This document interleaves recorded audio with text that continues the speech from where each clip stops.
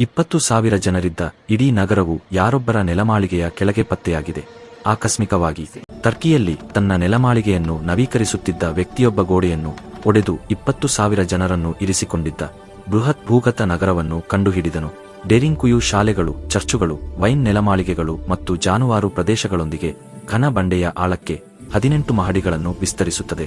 ಈ ಪ್ರಾಚೀನ ನಗರವನ್ನು ಶತಮಾನಗಳಿಂದ ಕೈಯಿಂದ ಕೆತ್ತಲಾಗಿದೆ ಮತ್ತು 1963ರಲ್ಲಿ ಈ ಆಕಸ್ಮಿಕ ಆವಿಷ್ಕಾರದವರೆಗೆ ಸಂಪೂರ್ಣವಾಗಿ ಮರೆತು ಹೋಗಿತ್ತು.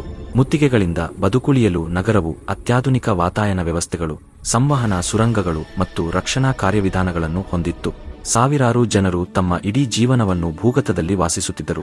ಮೇಲ್ಮೈ ಪ್ರಪಂಚಕ್ಕೆ ಸಮಾನಾಂತರವಾಗಿ ಅಸ್ತಿತ್ವದಲ್ಲಿದ್ದ ನೆರಳು ನಾಗರಿಕತೆಯನ್ನು ಸೃಷ್ಟಿಸಿದರು.